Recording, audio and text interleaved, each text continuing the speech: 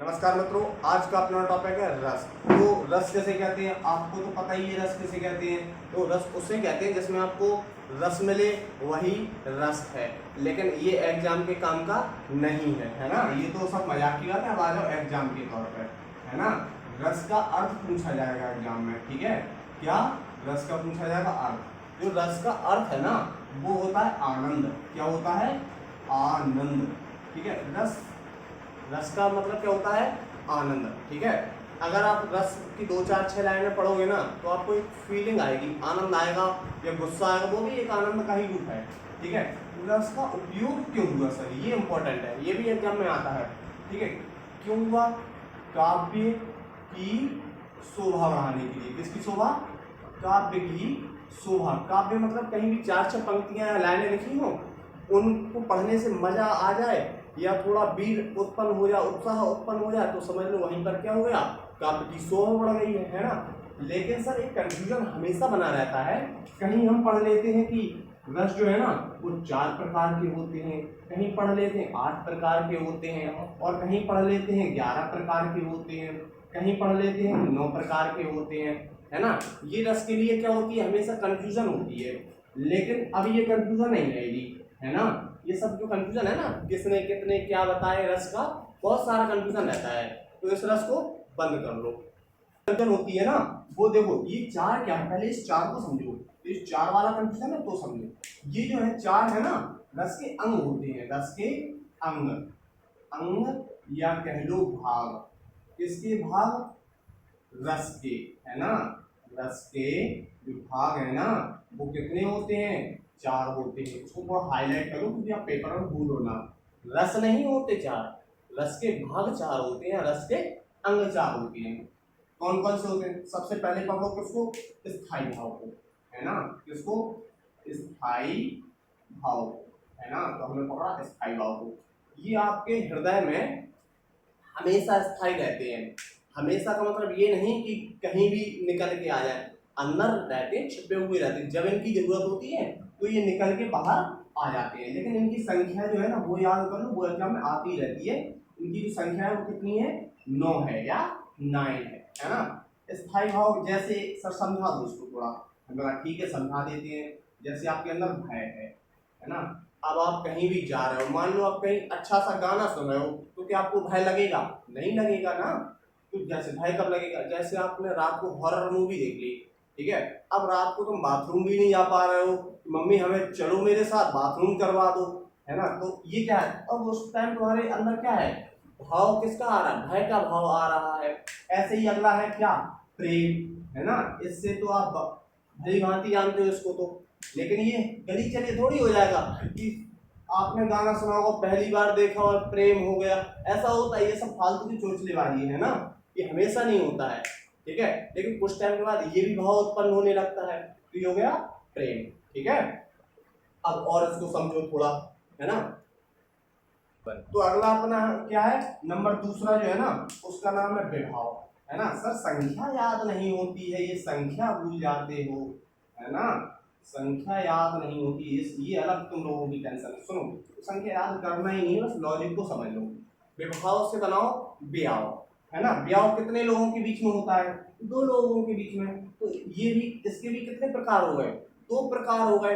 ये सर उत्पन्न कब होता है? सर ये बता दो हमें थोड़ा, इसको समझा दो। जब किसी हम वस्तु को देख लें या किसी हम कंडीशन को देख लें, तो ये उत्पन्न हो जाता है। जैसे जैसे तुम्हारा मित्र आया रूम में, तुम्हारा पेपर गया खराब, और तुम्हारा मित्र आया और बढ़िया से मुन्नी बदनाम हुई गाना बजाने लगा, है ना। तो आपके अंदर क्या अब वो परिस्थिति जो किसकी बन गई? आपके गुस्से वाली परिस्थिति बन गई ना। तुम्हारे उसको सपोर्ट करना चाहिए और वो बजा रहा है, मुन्नी बदनाम हो गई, तो बस क्या करोगे? उसको कूट दोगे तुम, है ना। तो गुस्से का जो भाव आएगा वो तो होगा स्थायी भाव, ठीक है। गुस्से का जो भाव आएगा वो किससे आएगा? स्थायी भाव से। लेकिन किस परिस्थिति के कारण आया? वो आएगा किससे? विभाव से। तो आपका विभाव क्लियर है। अब आते हैं नंबर 3 पर। नंबर 3 पर क्या है? अनुभव, है ना। क्या है? अनुभव, है ना। तो अनुभव सर कितने प्रकार का होता है? अनुभव होता है सर 4 प्रकार का, ठीक है। अनुभव कितने प्रकार का होता है? 4 प्रकार। ये सर इसको भी थोड़ा समझा दो। हमने कहा इसका एक की पॉइंट याद कर लो, शरीर, है ना, क्या कर लो, शरीर। कैसे सर, देखो आपका जो मित्र था वो बजा रहा था यहाँ पे सॉन्ग, और आप तो पहले से ही उदास थे, तो आपके अंदर यहाँ पे गुस्से का भाव आया, वो हो गया अस्थायी भाव। किस परिस्थिति को देख के आया, वो हो गया विभाव। अनुभव क्या है, अब आप क्या करोगे, एक बढ़िया सा डंडा उठाओगे और उसको कूद दोगे, तो आपके शरीर में परिवर्तन तो होगा, तो वो होगा अनुभव। ठीक है, ये समझ में आ गया। अब तीसरा जो भाव है ना, सॉरी चौथा जो भाव है ना, वो क्या है, संचारी भाव। ठीक है, संचारी भाव, है ना। ये कितने प्रकार के होते हैं, ये होते हैं 33 प्रकार के। कितने प्रकार के, 33 प्रकार के। सर इसको भी थोड़ा सा मुझे एक्सप्लेन कर दो। हमने कहा ठीक है बिल्कुल किए देते हैं। तो संचारी भाव क्या है, आपका मित्र क्या कर रहा था, मान लो गाना बजा रहा था, तो आप उसको कूटने से पहले ये तो सोचोगे यार ऐसा ना हो कि हम इसको कूट दें तो हमारी मित्रता खराब हो जाए, मन में बहुत सारे संचार चल रहे हैं ना, तो वही है क्या, संचारी भाव। ठीक है, देखो ये लिखे हैं आपके स्थायी भाव। स्थायी भाव यहाँ पे तो 11 लिखे हैं, लेकिन वात्सल्य रस को और भक्ति रस को किसमें कंसीडर किया गया है, श्रृंगार रस में ही इसको कंसीडर किया गया है। तो एक बार इनको समझ लेते हैं पहले, है ना। श्रृंगार रस जो है ना, वो कितने प्रकार का होता है, 2 प्रकार का। एक होता है क्या, संयोग, है ना, एक होता है संयोग श्रृंगार और दूसरा होता है वियोग श्रृंगार, है ना। जैसे ऐसे समझ लो, जैसे आप कहीं पर गए, है ना, और आपको कोई मिल गई, है ना, तो आप उससे कितना बतिया रहे हो, शाम के 7 बजे से आपने शुरू किया और रात के 12 बजे 2 बजे तक बतिया रहे हो। ठीक है, तो ये क्या हो रहा है, आपका संयोग हो रहा है। जब इतना बतियाओगे, इतना किसी को अपना टाइम दोगे, फिर वो क्या करेगी आपसे, क्या ब्रेक करेगी, ब्रेक अप करेगी, फिर आप क्या करोगे, हाय दैया बोल के क्या करोगे, रोना रोगे। तो ये आपका क्या हो गया, वियोग श्रृंगार हो गया। ठीक है, जब आप प्रेमिका से मिले संयोग श्रृंगार, जब वो भाग गई आपको छोड़ के चली गई, तो ये हो गया आपका कौन सा, वियोग श्रृंगार। इतना क्लियर है। तो अब ज्यादा किसी से बतियाना नहीं है, क्योंकि संयोग के बाद आना क्या है, वियोग ही आना है, ये आप समझ लो। ठीक है, ये तो आप नॉर्मल जानते ही होंगे। जैसे हास्य का क्या होता है, हास होता है, करुण का क्या होता है, शोक होता है। इसमें कंफ्यूजन नहीं होना। कई लोग कंफ्यूजन होते हैं कि दुख तो नहीं होता है सर, लिख भी नहीं रहे, हटा देंगे इसको बाद में, क्योंकि कंफ्यूजन ना रहे। देखो करुण का शोक होता है, क्योंकि कोई किसी की जैसे डेथ हो गई है ना, तो शादी के कार्ड आता है ना, उसमें दुख पत्र थोड़ी लिखा रहता है, उसमें क्या लिखा रहता है, शोक पत्र लिखा रहता है। इसलिए इसमें कंफ्यूज मत होना, एग्जाम में आ भी जाए ना, शोक पत्र ही करना। वीर का क्या होता है, उत्साह। ठीक है, वो तो खूब लड़ी मर्दानी, वो तो झांसी वाली रानी है। ये पंक्तियां अगर सुभद्रा कुमारी चौहान की सुना दी जाए ना, तो आपके अंदर क्या आ जाएगा, एकदम उत्साह आ जाएगा लड़ने वाला। ठीक है, और भयानक का क्या होता है, भय, है ना।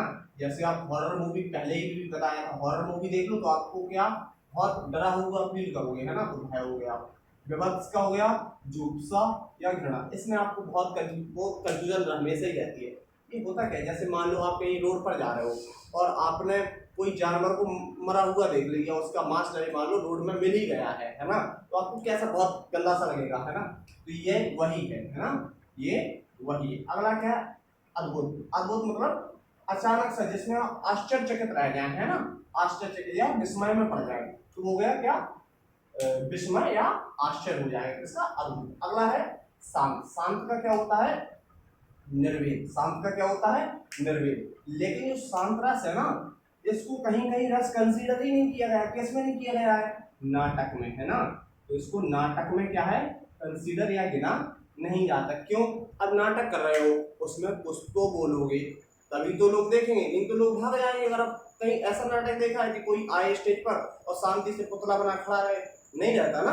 तो इसीलिए क्या है, नाटक में जैसे रामलीला है या कृष्ण लीला, कोई भी लीला है ना, तो नाटक में ये रस क्या है, शांति रहता है, माना ही नहीं जाता है।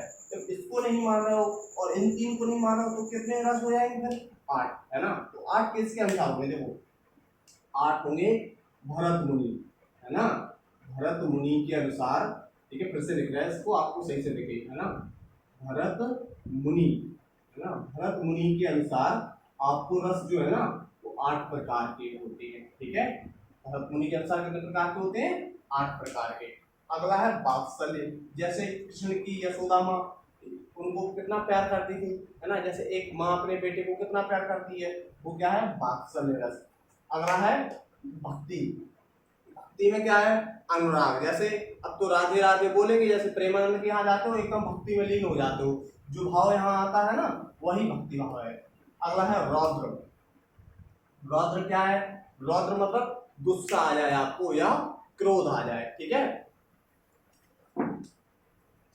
और देखो इसी रस को, किसको, श्रृंगार रस को ही एक नाम और है जो एग्जाम में बहुत आता है, बहुत आंख बंद करके लगा लेना कि यही आएगा और यही आता ही है उनको, है ना। इसको बोलते हैं रस राज। रसों का राजा कौन है, रसराज या रसपति, है ना, या रसपति, इसी को बोलते हैं, किसको, श्रृंगार रस को, ठीक है। इसी को ध्यान रखना ये बात। तो मित्रों आपने जो पिछली क्लास में बहुत अच्छा मुझे रिस्पांस दिया था और हमारी जो टीम है उसको भी बहुत अच्छा रिस्पांस मिला। अब आपने जो क्लास ली है ना, अगर आप क्लास में यहाँ तक आए हैं तो अपना कमेंट जरूर दीजिएगा, जिससे हम लोगों को मोटिवेशन मिलता है, तो हम और भी मेहनत करेंगे ना, और भी नई नई चीजें लेके आएंगे और भी अच्छा आपको कंटेंट देने की कोशिश की जाएगी, ठीक है।